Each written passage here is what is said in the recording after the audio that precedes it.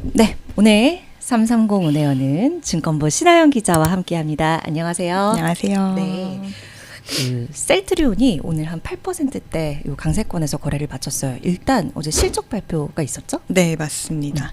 그 셀트리온 합병법인으로는 출범 첫 해였던 지난해 예. 연결 기준으로 매출액이 전년 대비 63% 증가를 해서 3조 거의 6천억 원 가까이 네. 집계가 됐다고 합니다. 네. 창사 이래 최대 규모였고요. 오늘 시장은 요거에 환호하면서 많이 올랐던 것 같고 장중 10% 가까이 오르기도 하더라고요.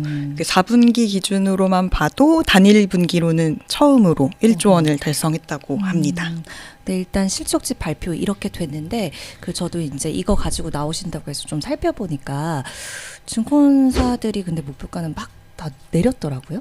네, 저도 오늘 이 주제를 가져온 이유가 오늘 아침에 막 셀트리온 리포트가 12개 네. 쏟아졌는데 하나하나 보니까 한 3개 증권사에서는 목표가를 하향했더라고요. 예. 근데 또 공통적인 부분도 있고 좀 종합해볼 내용도 있는 것 같아서 요거 네. 조금 어떤 포인트에 주목을 해볼지 같이 정리를 해보면 좋을 것 같아서 네. 주제를 가지고 왔습니다. 네, 실적이랑 연계해서 살펴볼 부분이 있겠죠?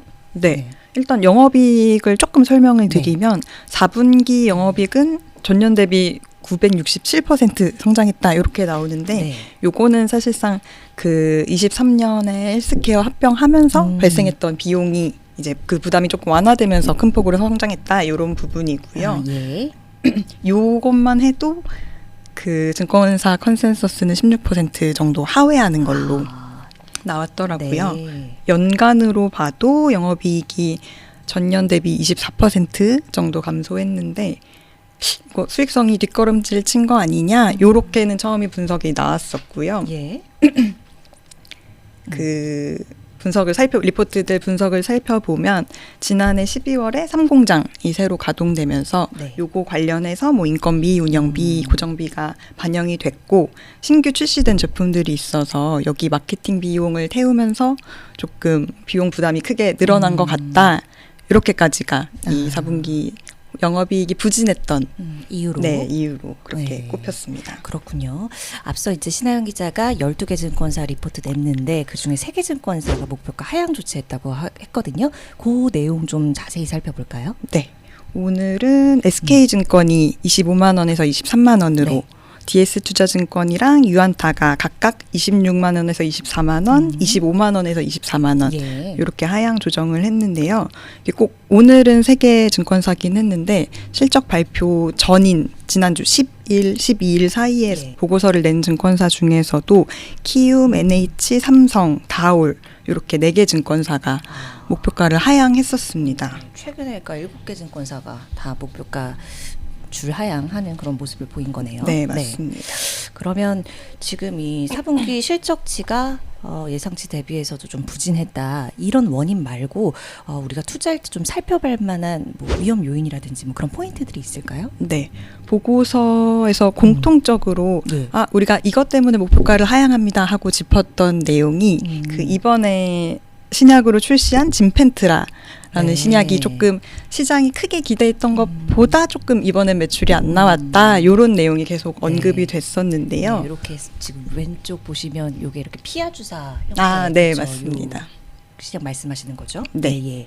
더 자세히 짚어주시죠. 네. 지난해 4분기에 진펜트라 매출이 280억 원 정도였는데 원래 기대했던 것보다는 조금 아쉬운 수준이다. 이런 얘기가 많았고요. 예. 하연수 유한타증권 연구원은 여기에 대해서 어떻게 분석을 했냐면 미국 내에서 아직 셀트리온이랑 진펜트라 인지도가 낮았기 때문에 생각보다 조금 더디게 판매가 된 것 같다.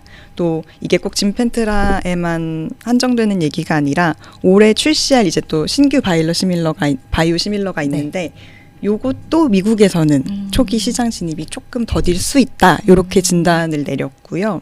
이게 미국의 보험 제도가 유럽은 뭐 공보험 제도랑 입찰 시장이라는 제도로 운영이 되는데 미국 시장은 사보험 중심이라서 이런 신규 약품이 처음 진출하는 게 조금 어려운 시장이라고 하더라고요. 네, 그러면 일단 진펜트라는 조금은 아쉬운 그런 내용들을 낸 이유를 좀 찾아봤고, 근데 네. 지금 신규 포트폴리오들이 이것만 있는 건 아니잖아요. 다른 것들은 어떨까요? 맞습니다. 올해도 어쨌거나 그 판관비랑 이런 비용들을 빼면 이런 포트폴리오의 매출 자체는 괜찮았던 편이라고 평가가 되는데요. 뭐 유플라이마, 베그젤마, 스테키마 이런 고마진 신규 포트폴리오들이 지난해에도 괜찮았고 올해도 고성장이 전망된다는 분석이 네. 나옵니다. 그렇군요. 네. SK증권 보고서에서 전망한 내용을 보면 올해 유플라이마랑 베그젤마 매출은 전년 대비 60% 성장할 거다. 그리고 스테키마와 진펜트라는 650%, 590% 이런 식으로 성장을 할 거다 이렇게 추정이 나왔습니다. 예. 점차 그래도 기대할 요인이 있다의 의미인 것도 같기도 한데요. 어때요? 네, 맞습니다. 네. 이게 진펜트라도 지난해 진펜트라가 조금 부진한 영향으로 4분기 실적 생각보다 덜 끌어올려졌지만 올해는 뭐 다른 신규 포트폴리오도 그렇지만 진펜트라도 성장할 거다 이런 얘기가 나오는 것 같아요. 그리고 올해 또 5개 바이오시밀러 신제품이 출시될 예정이라서 지금 남아있는 부분들이 되게 많이 있고요. 또 오늘 그 실적 발표 후에 나온 얘기가 연간 전 세계에서 매출 1조 원이 넘는 의약품을 블록버스터, 글로벌 블록버스터라고 통칭을 하는데 셀트리온의 주력 제품 중에 하나인 램시마가 지난해 블록버스터로 요 기록이 국내 기업에서 개발한 의약품 중에는 처음이라고 합니다. 블록버스터 의약품 1호군요, 국내. 아, 맞습니다. 국내로는 1호라서 이게 뭐 여러 가지 뭐 아쉬운 점도 있었겠지만 이런 주력 제품의 여전한 성장 플러스 새로운 포트폴리오들의 조금 성장이 뒷받침되면 올해는 기대할 먹거리가 많다 이렇게 전망이 나오는 것 같습니다. 네. 그럼 올해 주가 움직임은 어떨지 우리 좀 살펴볼까요? 네.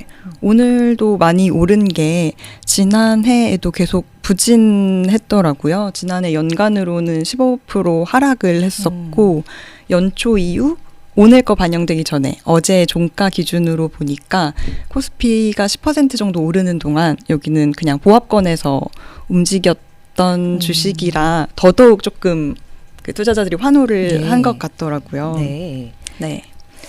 그러면 올해는 그래도 조금 더 아까 이제 앞서 말씀해주신 내용들이 있을 테니 네. 조금은 더 탄력을 받아갈 수 있을지가 궁금해져서요. 네, 미국 매출 비중이 점점 증가를 하고 있고 그 작년 상반기에 합병으로 인해서 어쩔 수 없이 나갔던 그 상각 처리 비용이 올해는 점점 해소가 될 거라서 원가율이 개선될 수밖에 없다 이렇게 보고서들이 공통적으로 짚고 있었고요. 그 삼성증권 보고서를 보면 기존 바이오시밀러의 안정적인 매출 성장 플러스 신제품 효과가 같이 발생하면서 올해는 매출이랑 수익이 조금 같이 개선되는 모습이 나올 거다. 그리고 아직도 이런 성장성에 비해서 밸류에이션이 매력적이다. 이렇게 분석을 내놨습니다. 네. 그러면 마지막으로 올해 실적 전망치 한번 짚어볼까요? 네.